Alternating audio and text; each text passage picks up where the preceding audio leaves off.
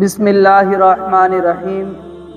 اللہ تعالیٰ کے فضل و کرم اور اس کی عطا فرمودہ توفیق سے جس طرح ہم نے وقتاً فوقتاً وضو کے فرائض اور پھر شرائط اور پھر سنتیں آج اللہ تعالیٰ کے فضل و کرم سے انشاءاللہ تبارک و تعالی وضو کے مستحبات بیان کریں گے۔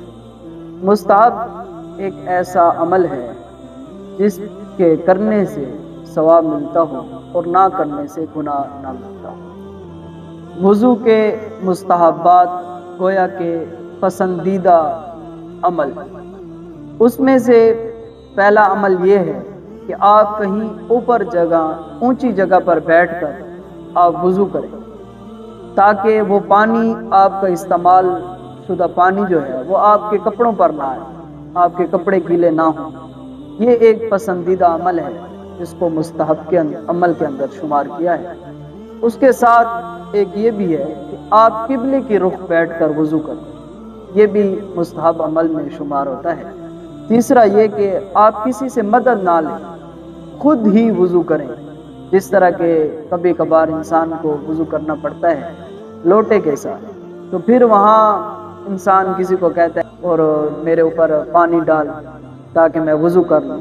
تو پسندیدہ عمل یہ ہے کہ انسان خود ہی وضو کرے، وضو کرنے کے اندر وہ کسی سے مدد نہ لے۔ اور پھر اس کے ساتھ یہ بات بھی ہے کہ جب آپ وضو کر رہے ہوں تو اس وقت آپ نے دنیاوی باتیں نہیں کرنی۔ وضو سے ما قبل اور وضو کے ما بعد جو ماسورہ دعائیں ہیں قرآن مجید، فرقان حمید اور حدیث رسول صلی اللہ علیہ وسلم کی روشنی سے ثابت دعائیں پڑھنا، یہ بھی مستحب عمل ہے۔ اور ساتھ ہر عضو کو دھوتے ہوئے آپ بسم اللہ پڑھ لیں، یہ بھی مستحب عمل ہے۔ اور پھر کشادہ انگوٹھی اگر آپ نے پہنی ہوئی ہے تو وہاں اس کو حرکت دینا، یہ بھی مستحب عمل شمار ہوتا ہے۔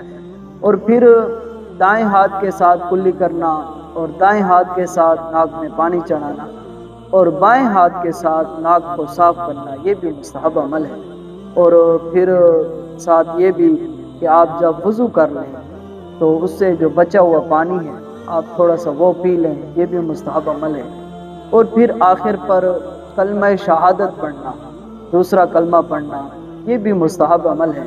اور ایک حدیث مبارکہ کے اندر یہ بھی موجود ہے کہ میرے نبی پاک صلی اللہ تعالی علیہ وآلہ وسلم نے فرمایا کہ جو وضو کرنے کے بعد کلمہ شہادت پڑھتا ہے اور ساتھ یہ دعا بھی مذکور ہے، اللہم اجعلنی من التوابین واجعلنی من المتطہرین، یہ دعا بھی پڑھ لے تو میرے نبی پاک صلی اللہ علیہ وسلم نے فرمایا کہ اس شخص کے لیے جنت کے 8 دروازے کھل جائیں۔ بڑی ہی ببرکت یہ ساری دعائیں ہیں۔ اللہ تبارک و تعالی جل جلالہ سے دعا ہے کہ اللہ تبارک و تعالی ہمیں ان تمام چیزوں پر عمل کرنے کی توفیق رفیق عطا فرمائے۔